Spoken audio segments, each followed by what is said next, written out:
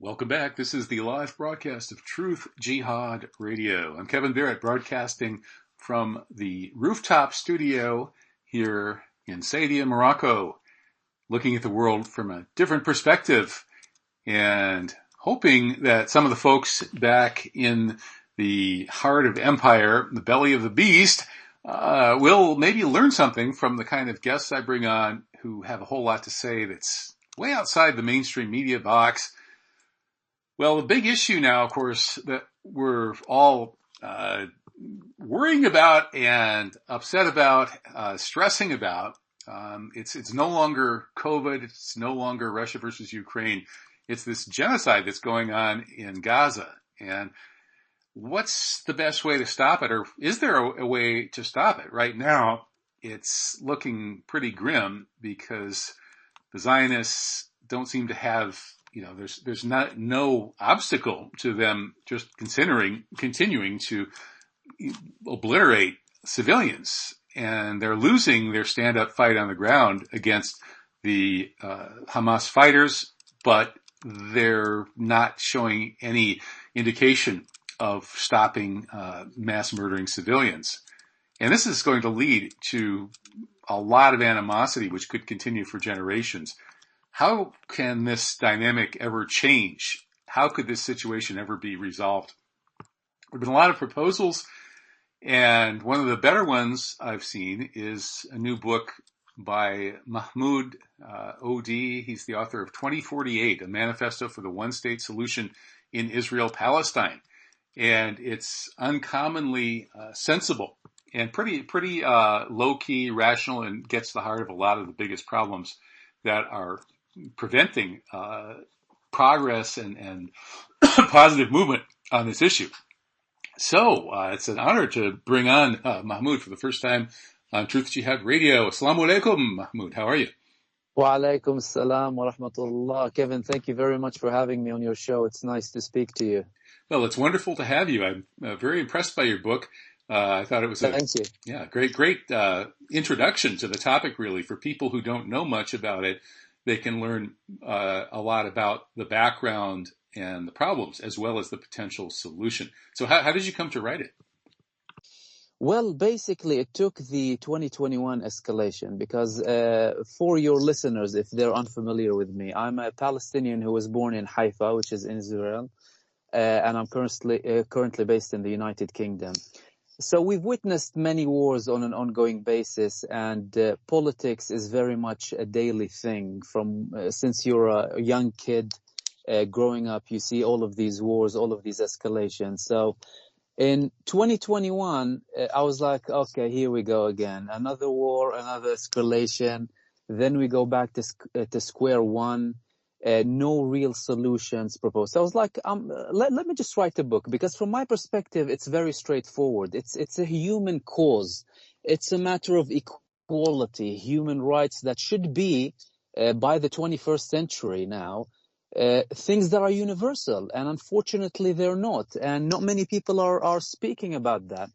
So my proposal isn't something new. As a matter of fact, in 1948, when Israel was established, it was established from one side, from the Zionist movement side.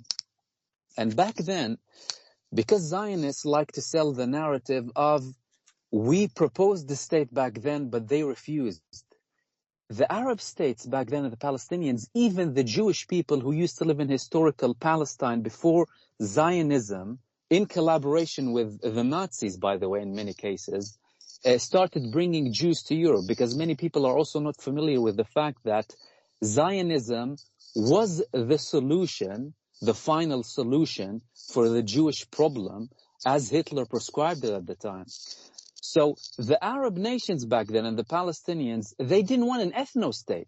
They wanted a whole state for everyone, because Jews, Arabs, and Muslims, Christians, they lived peacefully for hundreds of years. Whether it's in Palestine, whether it's in Morocco, whether it's in the Hijaz, everywhere. They had problems in Europe. They didn't have problems with us. And obviously, we were welcoming anyone who wants to come back then.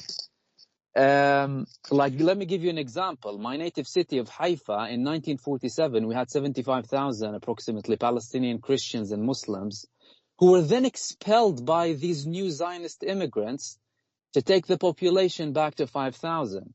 Now, my great-great-parents, obviously, were some of the few that remained there because they had to keep people to basically be slaves and build up the country, albeit they lived under martial law for a very long time. So the notion of a one state that is for everyone isn't new. I didn't bring something new here. And many people wrote about the subject too. But my intention after the 2021 escalation was to highlight how very basic and straightforward it is. So from my perspective, I decided to put in points that are very straightforward to find a solution, including many key areas that should be highlighted. Things to do with anti-Semitism, things to do with Zionism, and obviously points to reach a solution which mainly revolve around the refugees and the dismantling of the apartheid state. Because at the end of the day, we're all human beings, and we all want the same things. We want rights, we want equality, we want basic human life.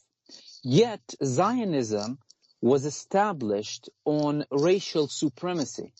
It was established as a better race controlling a lower grade race. Do you know what I mean? So from my perspective, I just had to put that out. This was my bit done to reach a solution. You know, many people say it's utopic, it's unrealistic, but from my perspective, I don't care how utopic it seems. It shouldn't be sounding utopic because you're talking about equal human rights. And many things that human beings perceived to be utopic previously, like the end of slavery. I mean, America had civil wars because of the abolishment of slavery. 8-hour working days were considered to be utopic. Women voting was considered to be utopic. So from my perspective, it's an implementable solution that is very much realistic, but we need to have our foot down constantly. This shouldn't be a case of there was an escalation, it ended, now we move on. No. What happened on the 7th of October woke the whole world up. And not just the act itself, it's primarily Israel's reaction. Because if Israel stopped on the 7th of October and took a step back and recalculated what it's been doing for the past 75 years and proposed a solution, because they mainly called for a prisoner swap, we wouldn't have been here. But Israel, I mean, I mentioned this in my previous video yesterday, they did Palestine a favor. And I know it might sound insane because they're committing a genocide. But in many ways, they woke the whole world up to the Palestinian cause. So from our perspective, from any decent human being perspective, this should be a case where you're at it the whole time. There's a saying in Arabic, مَا ضَعَ حَقٌّ وَرَاءَهُ مُطَالِبٌ. You never lose a right as long as there's someone behind it asking for it. And I believe this should be the core issue that decent people like yourself constantly do, and anyone who's concerned with basic human rights continue to do, because Israel is doing everyone a favor by making it untenable for it to exist as it is. But people like us, we need to continue to call for justice and equality for the Palestinians and for the Israelis, so that we can finally reach a solution that's good for everyone. Well, you say the whole conflict can be resolved with one thing, equality. And Absolutely. Maybe can you explain what are the major sources of the current system of inequality that's been compared to apartheid, and of course now it's reaching genocidal proportions? Well, equality is very basic. Each and every human being deserves his rights, regardless of their race and ethnicity or religion. And the fact that we have here is Israel was established on apartheid, on racial and religious supremacy. Some people call it an ethnocracy. And they obviously sold the idea of having a two-state solution. We all know that Israel doesn't want a two-state solution. We've had 30 years of negotiations between them and the Palestinian Authority. And we saw where that led to. People in the West Bank are still humiliated on a daily basis. You still have enclaves of settlements in the West Bank where Palestinians are banned from basic rights such as the freedom of movement. You know, some areas of the West Bank, for you to travel from one place to another, which can take half an hour, can take you 5 to 6 hours at many points, because there are roads that are authorized for Israeli settlers only, and there are semi-roads for Palestinians. They have walls between neighborhoods, between neighbors, between families. When they did their, they called it Khomat Magen, the defense wall, about 2 decades ago. So when you talk about equality, I mean, it's very basic. Equal human rights, one man, one vote, and basic human dignity for everyone. And unfortunately, that hasn't been the case for a very long time now. Obviously, you need to remember there's a difference between Palestinian citizens of Israel who were born in Israel, like myself, and the over 2 million people who are still there, and people in the West Bank and Gaza. So the Palestinians who live in Israel, they definitely live under an apartheid system because there are systematic laws against them. But the situation in the West Bank is far worse.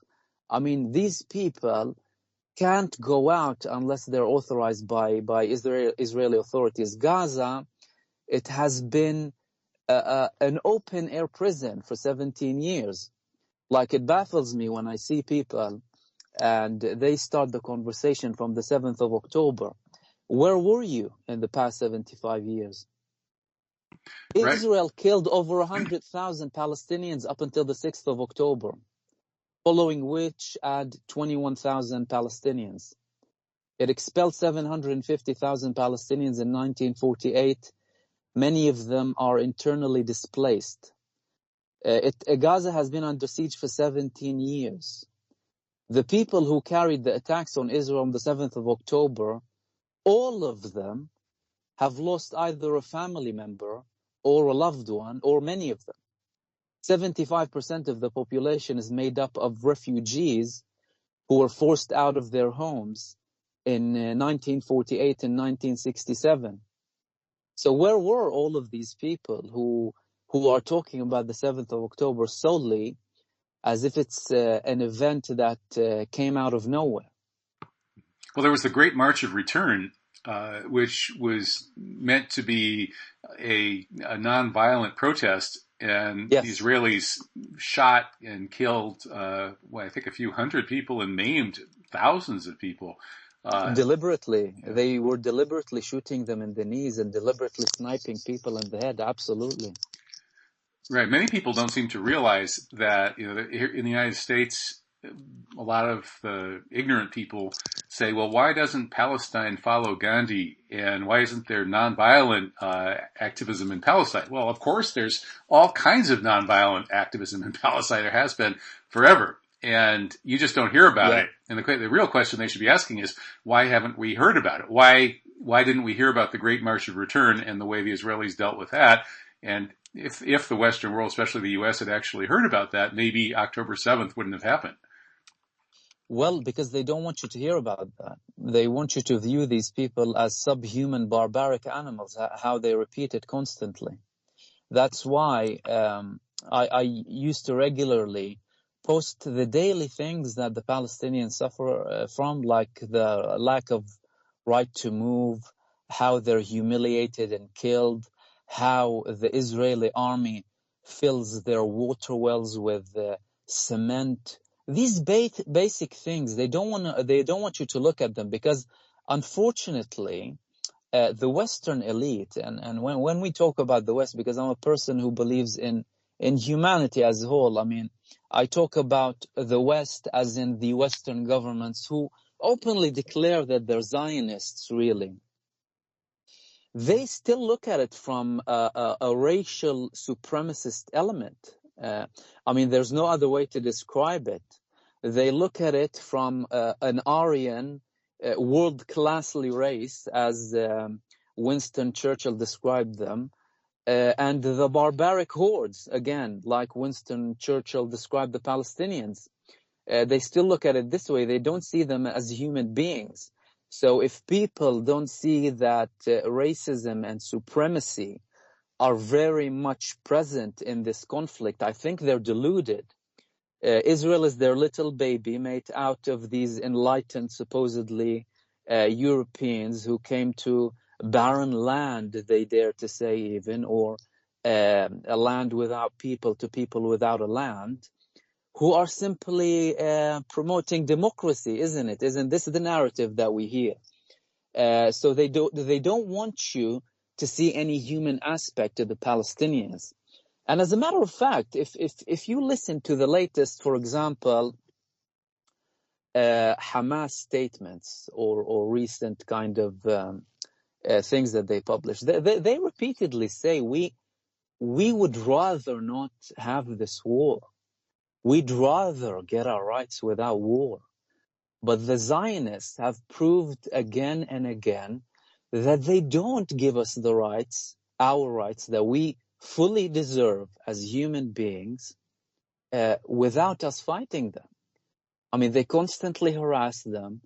They don't leave people alone. If you look at the West Bank, for example, I want to give you Hebron as an example, Al-Khalil. You're talking about 200,000 Palestinians. Inside the olden city of Hebron, there's a settlement enclave of less than approximately 1,000 settlers that are protected by like a brigade of army. And they shut down the whole city for these 800-900 settlers who are one of the most vile individuals on earth, by the way. They constantly swear at Palestinians. They abuse them. They burn their crops. They shoot them for fun. Many times joined by the Israeli army. And people are unaware of it. So that's why many people are taking a 180-degree turn when it comes to this conflict. Even if we talk about the first week of the war, add a month to that. And I mean, some polls in the US are showing that very clearly.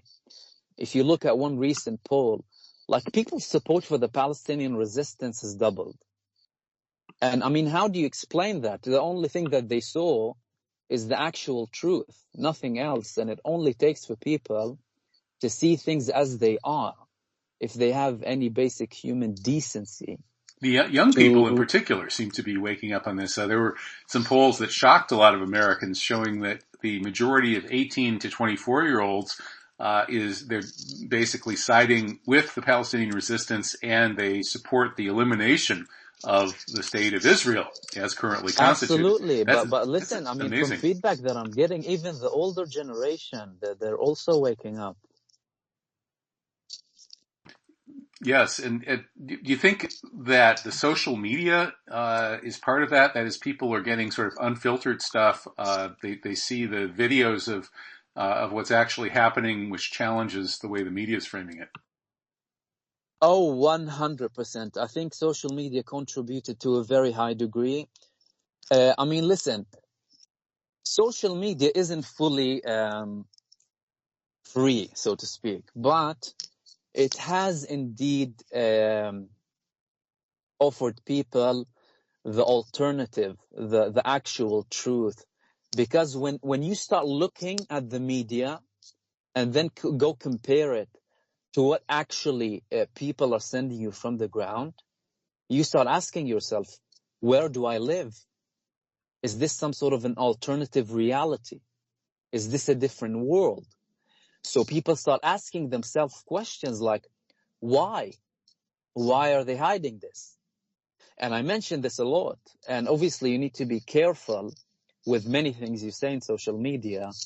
But indeed, it has turned the table upside down on the mainstream media narrative. I mean, I constantly have people telling me on my YouTube channel, I stopped watching the BBC. I stopped watching Fox News. I'm not listening to anything. They're boycotting mainstream media. There were even calls to boycott intellectual personalities on social media who have more popularity, because they're realizing that they're only intended to feed them poison and manipulation that serves the elite. It's as simple as that. Mm-hmm. Well, what do you think about the controversy in the academy, especially in the United States right now, but also in Europe? There has been a lot of pushback against professors and other people in academic positions who side with Palestine. I was talking about this with Dr. Pierce Robinson in the first hour, and it occurs to me that it's a very strange situation right now in the American Academy. Anti-racism is the philosophy of the moment. Everybody has to be an anti-racist, and there's been all the support for the George Floyd protests and all that sort of thing. The Black Lives Matter movement has made anti-racism the current thing. However, there's a contradiction around Palestine, which is that the non-white world basically sides with the Palestinian resistance. Certainly, the 2 million people in the Muslim world are nearly unanimous in siding with Palestine, and most of the global South, that is the less than fully white world, mostly sides with Palestine. So you have a situation where nobody is allowed to express the views of the global majority, that is the non-white majority, in American and European universities. And yet they pretend that they are the biggest anti-racists on the planet. It strikes me as a very strange contradiction. It's absurd, but it just shows you how much supremacy and racism are still prevalent. I mean, let's not forget, in the Muslim world, we faced just over 20 years of Islamophobia. Ever since the false flag of 9/11, and them blaming, some people with turbans and beards and supposedly coming up with this massive operation that everyone with a bit of knowledge and background and basic research can see that the American administration was complicit in. We've been facing demonization ever since. It's not just with Palestine. And with the growth of the anti-racist and woke, if it's correct to label as such, they wanted to initially exclude Islam from it, let alone speak about Palestine. So they're obviously abusing anti-Semitism. Anti-Semitism, it's such a, in many ways, it's a misconstrued and deliberately manipulated term, number one, because if you want to refer to someone against Jews, you'd say anti-Judaism. You'd say Islamophobia, you'd say anti-Christian, for example. Why is it anti-Semitic? Because this term was made up in the 20th century that was deliberately intended to connect the Jews with the land and make them an ethnicity, whereas the truth couldn't be further away from it. Judaism is a religion. And Semitism, when you talk about Semitism, whether it's a direct link to Sam himself or the native land of Asham, which is the Levant, what do Eastern Europeans have to do with it? Or white people from Europe, for example? I'm Semitic. I was born there. You know what I mean? My great-great-grandparents were living there.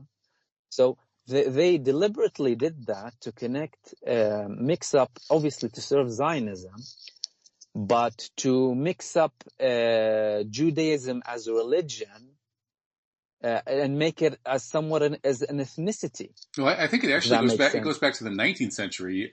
It certainly became a big thing in the 20th, but the origins of anti-Semitism actually go back to about the middle of the 19th century, I believe, and it was related to the discipline of philology, or the study of languages, and they discovered these language families, and the Semitic language family, which includes Arabic, Hebrew, Aramaic, and so on, is, it's spread primarily in the Middle East. But what happened was that these these kind of pro-Nordic, pro-white racialists in the sciences, and of course this was all very respectable back in those days, they believed that Semitic peoples were sort of one step down from white peoples, and some of them labeled Jews as being part of this alleged Semitic group, but it was all based on a confusion between language and race or genetics. And in fact,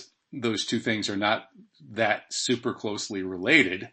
And so that led to this notion that anti-Semitism is about race, when in fact it's all based on the Semitic language category. Here in Morocco, the main language, there are lots of languages, of course, but the national language is Arabic. So Moroccans, in that sense, are Semites. However, if you did genetic analysis on them, there'd be a lot of, probably Berber would be the main thing, and then there'd be some Europeans, some Sub-Saharan, some Middle Eastern or West Asian. My wife's family actually includes people from Turkey, from Armenia, and even from Baluchistan. Her last name is Baluchi. Yeah. So this notion of direct connection between sort of language and race, this was all part of 19th century racism. And that's where this anti-Semitism notion came out of. And it's totally inaccurate today because, the people that don't like Jews, it's not because they have a racial prejudice against Jews in most cases. It's more about Jewish culture, Jewish behavior, et cetera, et cetera. And then, of course, we're not even allowed to mention the fact that there are any issues to discuss around Jewish culture and Jewish behavior, or we will be accused of being racist, even though we're not talking about race. Yeah. Whereas I think, it shouldn't be the case, really. And to be fair, I always distinguish between Zionism and Judaism because it's important too. As a matter of fact, I think the Zionist movement is the side that pushes this narrative, because even when I used to live in Israel, you'd see many Israelis who were born and raised there and born and raised on Zionism, criticizing Zionism. You'd have people refusing to go to the army, for example, because there's conscription, and you've had many people who were take, for example, Miko Peled. I'm not sure if you're familiar with him. He's been on the show. I interviewed him several years ago. Oh, yeah, Miko. Yeah, I mean, I read his book. I mean, this guy's dad, his father, he was one of Israel's biggest generals who led the victory in 1967, who then later on turned to be a very, very big, influential peace activist who received a lot of criticism. And obviously Miko followed his footsteps. And these are people who were born and raised in Israel. Not only born and raised in Israel, they're direct descendants of the people who founded the country, like his father. So they maliciously want to always put in Judaism with it. Although, from my perspective, as a Muslim person, I think it's totally fine so long as everyone is respectful to deal with either cultural things or things that might be wrong or misinterpreted in every religion, as long as we share common respect and a good tone of language and discussion. I don't think there's a problem with that. But I think they tried and pushed the narrative of anti-Semitism to even Zionism itself. I mean, if you look at the definition of the International Holocaust Remembrance Committee, they've put in a couple of years ago 14 clauses for the definition of anti-Semitism. 7 of them relate to Israel as a country. What is this? It's like you talking about Saudi Arabia, for example, as a representative of Islam.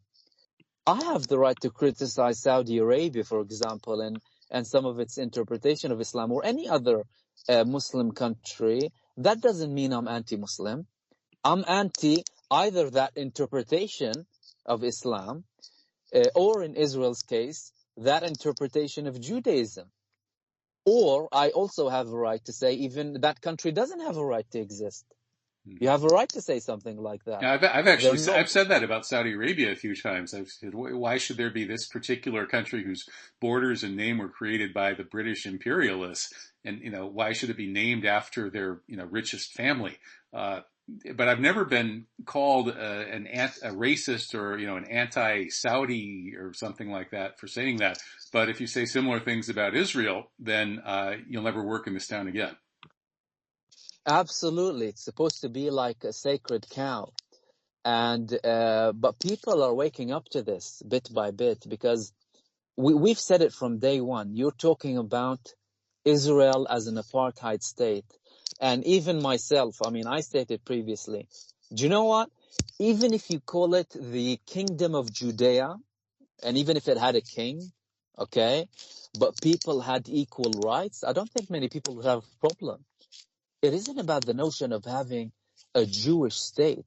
Who cares? In the West, we live in countries that might be defined as Christian. We can live peacefully with each other. It's not about the Jewish people not having a country. It's about having that type of country. It's like you justifying ISIS. Mm-hmm. Yeah, there are actually some interesting parallels between the so-called Islamic State and the Jewish state. 100%. Yeah. Yeah, and I think actually Islamic State was probably largely created by the enemies of Islam, who are in fact afraid of the reemergence of the Islamic Ummah, and they wanted to give the whole idea of Islam as an organizing principle for a political entity a bad name. And so they, al-Baghdadi spent several years in American custody, and then they lied and said he was only there for less than a year. And makes you wonder, well, why were they lying? And I have to wonder whether, the fact that ISIS was created under the noses of the American guards at Camp Bagram and other camps in Iraq, suggests that maybe that the Americans or their Israeli handlers, like John Israel, the guy who set up the sex torture thing at Abu Ghraib, may have had a hand in creating ISIS. Now, of course, does that make sense to you? Absolutely makes sense. Al-Baghdadi himself, number one, the name, Abu Bakr al-Baghdadi, as in they're naming him after the first caliph. Imagine how malicious is that. Secondly, not only was he in prison, he had a special status in prison. He was a special prisoner. And I wonder what the special status included and why this supposedly dangerous person was released from prison. And I also have multiple questions about the pace of takeover of such an amateur group. And many people said that it was infiltrated to the T when it came to international secret services. We all know that. And I totally wouldn't be surprised, because, the campaign against Islam as a religion and against Muslims, like I said, way long before this conflict. And when the movement, like you mentioned before, of anti-racism started moving to universities and stuff, they wanted Islam to be excluded. But then people are aware to this, like, hold on a second, you can't exclude one group. And now, obviously, they're working all the way to keep the Palestinians excluded as well, as if it's something that shouldn't be mentioned. But at the end of the day, we're talking about a human cause, a matter of equality. And by the way, when it comes to universities, it isn't about just in the West. Like yesterday, and I spoke about it in one of my previous videos on my YouTube channel, there was this teacher in one Israeli university or school, as far as I remember. She posted something on Facebook to show the atrocities of what the IDF is doing in Gaza. It's not like she's supporting the resistance or whatever. She's just questioning the ethics of the war. She had a massive backlash. It started a fight between students and teachers, just simply because they dared to question what they're doing. But that's what they want. They don't want anyone to question anything. You've had Yair Lapid, who's supposed to be the opposition leader, a guy who's been a journalist for almost 30 years, asking the media not to be objective. He made a statement in the beginning of the war, about 2 weeks into the war, saying being objective means serving the Hamas. Now, any person with a sound that's an mind, admission that he's wrong, right? I mean, if the truth is serving your enemy, then you must be on the wrong side. 100%. Plus, how can someone who spent his whole life in journalism, which is supposed to be about truth finding, investigation, analysis, and seeking the truth, say that you cannot be objective? How is that even possible? But this just highlights the mentality of these people. Their mentality is, it's my story, it's my side only. You can't hear what the other guy is saying. If you do, even if you listen to them, they'll label you as anti-Semitic if you criticize what they're doing. Right. So the situation has gotten really extreme, and but I think the larger world is awakening to the Palestinian cause. The global South, obviously, much faster than the global North. However, your book, which looks forward to a one-state solution in 2048, strikes me as perhaps a bit optimistic, given the trends within Israel itself.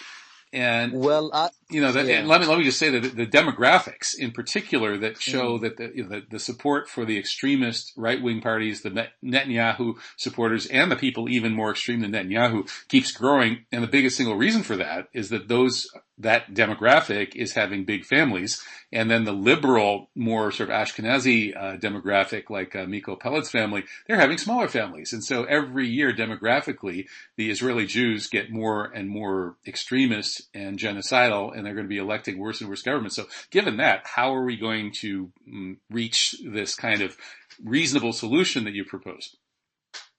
Okay. Number one, I don't think, again, let me reiterate, there shouldn't be anything wrong with being optimistic or even utopic. Like I said, things in history were considered to be utopic, and then we're enjoying them now as if they're something normal. However, let me talk about demographics a little bit. Now, before the 6th of October, over 1.2 million Israeli Jews were living abroad permanently. However, when it comes to statistics, Israel used to consider them as Jewish people residing in Israel, because demographics always plays a role.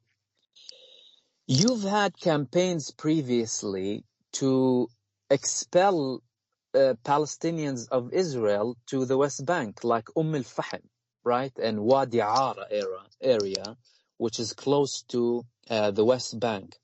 There's lots of Arabs there.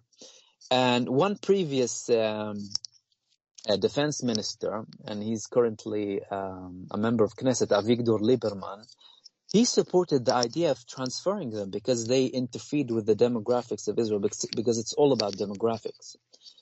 Now, post the 6th of October, add 1 million Jews who are not in Israel, and many of them will most likely not come back because of the situation. You've had groups of Israelis, even since the judicial reform plans for Benjamin Netanyahu, calling for Israelis to leave Israel, discussing what countries are good and safe and nice to live in with good costs and stuff like that. Even today, you've had an article in Haaretz talking about this is supposed to be the safe haven for Jews, yet it's constantly proven that it's the worst place for Jewish people to live in. Now, if you take the grand scheme of things, and that's why, by the way, they didn't allow Palestinian refugees ever to come back, and the Palestinian refugee case was one of the main hurdles in reaching a two-state solution, because the Palestinian side was insistent that we can't give up their rights. They need to be allowed to come back, but Israel would never agree to such a thing because it would interfere with their demographics, with their obsession with having a Jewish majority. But if you talk about from the river to the sea, right? If you talk about Israel, the West Bank and Gaza, you're talking about a Palestinian majority. I mean, we've had a Palestinian majority from since a few years back, but now you're having an even greater majority. You're talking about approximately 7.6 million Palestinians in total, including Palestinian citizens of Israel, in comparison to 4.9 million Jewish Israelis, excluding the ones who fled. Even if you bring those who fled back, although most of them will not come back, you're still talking about a Palestinian majority. And this is what Israel is petrified of. And again, it baffles me that these people are petrified by this. Because if you have a democracy, people would vote in whoever they want to vote for. Do you know what I mean? And my argument even is, if you bring an Israeli leader, for example, who would come and solve the Palestinian cause, right? Call it whoever you want to call it. Don't you think even Palestinian people would vote for him? Don't you think would refugees vote for him because he allowed them to come back, for example? Mm-hmm. So it's yeah. Well, some of the people who sort of defend the Israeli, racist obsession with demographics, and some of these people hang around at UNZ.com, UNZ, where I publish. I'm sort of the token radical Muslim truther at UNZ. But some of these people argue that they say, yes, we see your comparison with, let's say, South Africa. However, we don't think South Africa is in a good place right now. And, we make these various comparisons between South Africa today and South Africa before the end of apartheid, and say that, it's actually gotten worse, especially for white South Africans. And so, from that perspective, they say that the Israeli Jews who don't want to accept this Palestinian majority you're talking about, which you're right, in historic Palestine, the Palestinians are still a majority. And these Jewish settler colonialists don't want to accept that. But there are these people who say, well, we kind of understand how they feel. Now, I've argued with these people and said, I think that there are actually major differences between Palestine and South Africa. Number one, South Africa is not as bad as you guys think. But number two, the differences are such that I think Palestine would turn out very differently if you had a one state with equality. I think actually Jews in Palestine would do pretty well under that situation, assuming that we can get there without tremendous, animosity reaching the point that it becomes hopeless to ever fix. And that's what I would be concerned about, is that what's happening right now could lead to that animosity. Anyway, your comments on the various kinds of problems and obstacles and reasons why, whether there's any legitimacy to the concern of Jewish Israelis that if we go to a one state solution with equal rights for everybody, that it could actually make our situation worse. Yeah, I think this notion, I feel like it's also stemming from a racist background as well. Like, don't forget, number one, there's a difference between Palestine and South Africa. We need to establish that if things are similar in certain elements, there's still unique elements to the Palestinian cause, and it's not the same as South Africa, whether it's from the percentage of blacks versus whites and the whole geography of everything. So it's quite different. However, we must not forget that many South Africans fled, and they implemented their rule based on apartheid, religious supremacy, right? It's definitely different because in Palestine, well, we've lived with Jews for centuries. It's not as if Jewish people haven't been there. As a matter of fact, if you want to talk about Jewish people actually rooted in Palestine, you would look at the Shomroni, as-Samariyun, who are based in Nablus, near Nablus, right? In Mount Gerizim. They consider that to be their holy site, unlike what Zionists claim to be Al-Aqsa, right? They say that's our Har Habayit. Mount Temple is Har Gerizim. And there's lots of archaeology to support their claim, by the way. Now, these people, they've been there for thousands of years. They look like Arabs. They speak Arabic. They share many traditions. And they're in the middle of the West Bank. Have people not asked themselves that? They haven't faced any harm forever. They haven't faced any harm from Palestinians because they know they've been their neighbors for hundreds of years. Whereas these new settlers who force themselves on stolen land, hey presto, they're the ones facing trouble. Well, why are you facing trouble? Because you came and stole a land. It's like people don't understand that. I mean, Golda Meir herself, the previous Israeli and only female Israeli prime minister, she described the moments when she came to Haifa after the Nakba. And she said, when I came to these homes, I saw freshly brewed coffee in some of them, cooked food, and the families of and the owners of that house are not there. And there was chaos because the terrorist Zionist militias terrorized everyone out of their homes in Haifa, likewise with all of Palestine. But I'm just focusing on Haifa because that's my native city. And she herself, she said, when I saw those scenes, I just remembered the ghettos of Europe and the Jewish people. So imagine these people know these things, and even in other situations, people spoke about like new Jewish people who came and migrated.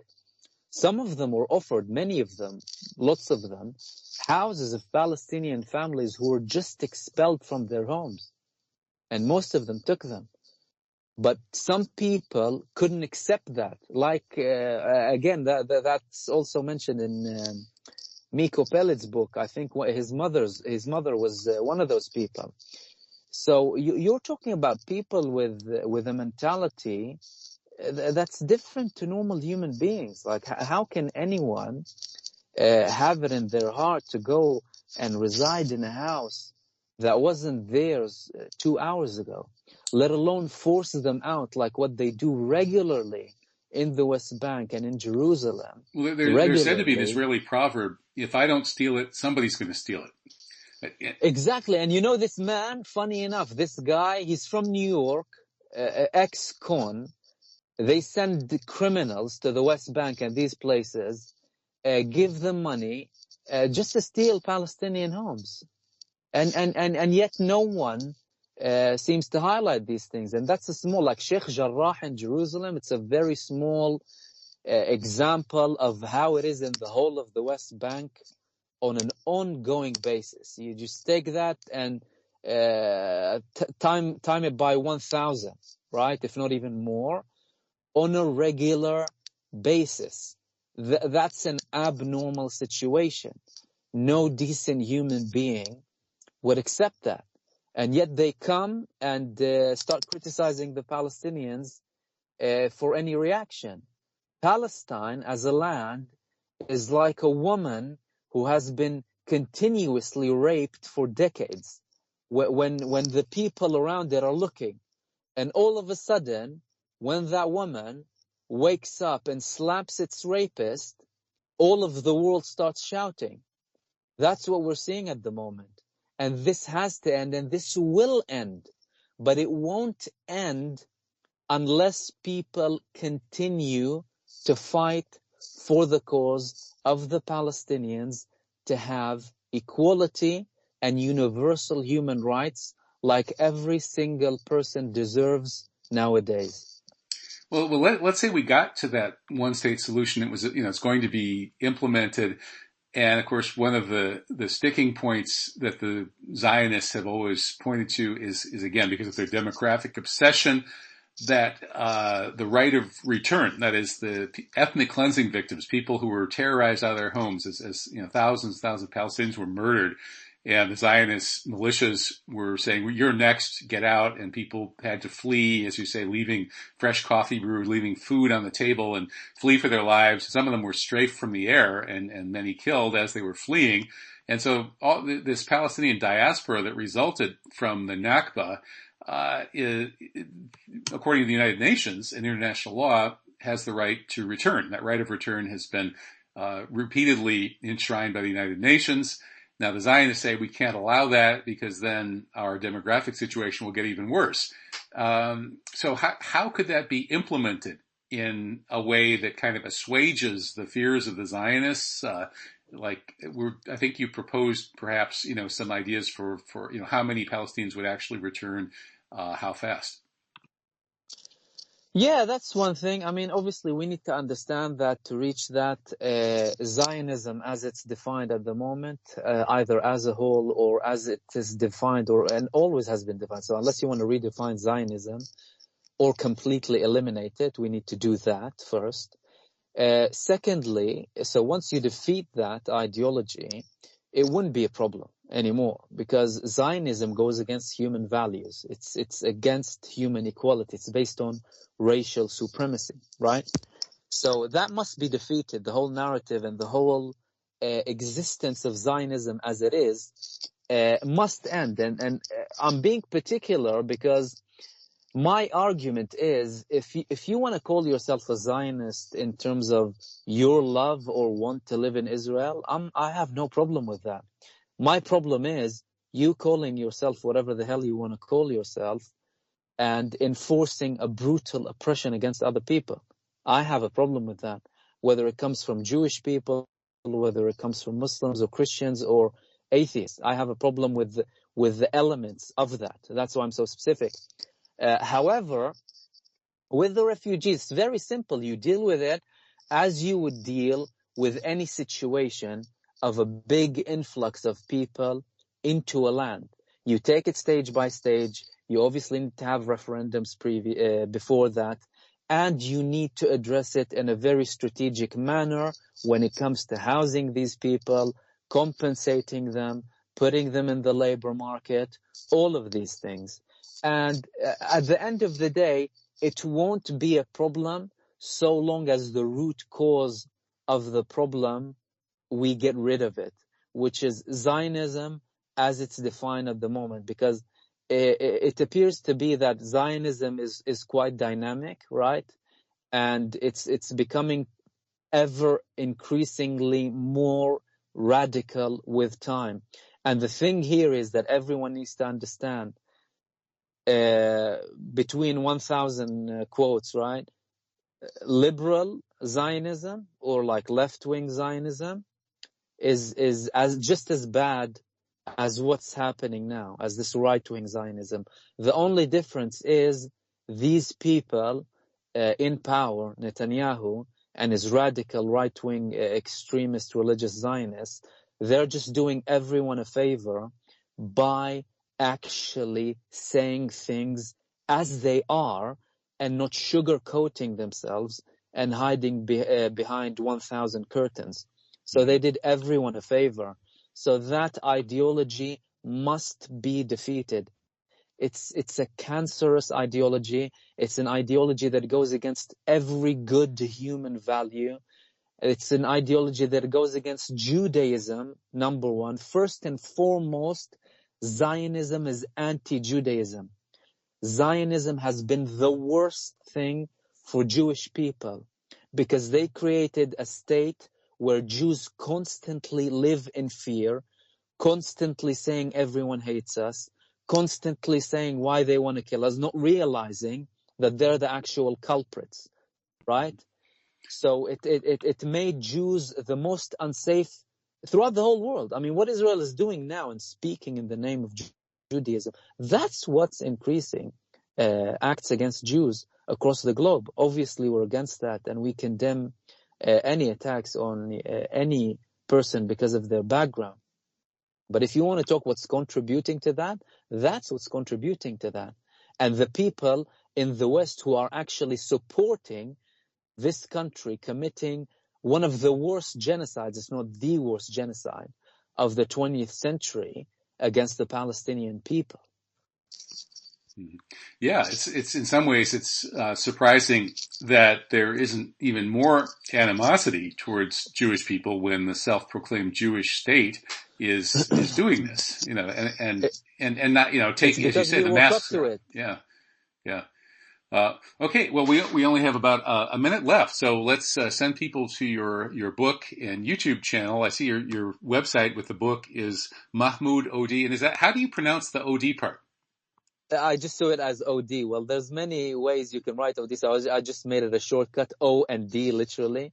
There's multiple ways to write it, but it's Mahmood, MahmoodOD, OD.com. That's my website. And my YouTube channel is at Mahmood, MahmoodOD, lowercase OD. That's my YouTube channel. Okay, well, you've got fans out there because some of them contacted me and alerted me to your excellent work, and I shout out to those fans. That. Yeah, and, shout out to all of them. Yeah. Well, thank you. Keep up the great work. I appreciate your thoughtful consideration of this whole issue and your ability to stay calm under the circumstances. I mean, I have a hard time staying calm. I'm not Palestinian, but I look at this and, I have to try to restrain myself from saying things I'm going to regret, or even maybe doing things I'm going to regret. So you're really keeping a level head and a thoughtful approach to the whole thing. And I do appreciate that and I'm inspired by it. Thank you so much. Thank you so much. I mean, you have to be calm at the end of the day, because there's no point in rallying yourself and everyone out, because at the end of the day, we're looking for a solution that needs to be good for everyone. We obviously need to set an example on how to get there. Okay, well, thank you again. God bless. Barakallahu feek. And assalamu alaikum. Barakallahu feek, and thank you so much. Assalamu alaikum. Take care. Bye-bye. That's MahmoodOD at MahmoodOD.com, MahmoodOD.com. Kevin Barrett of TruthJihad.com and KevinBarrett.substack.com. Back same time, same channel next week. See you then.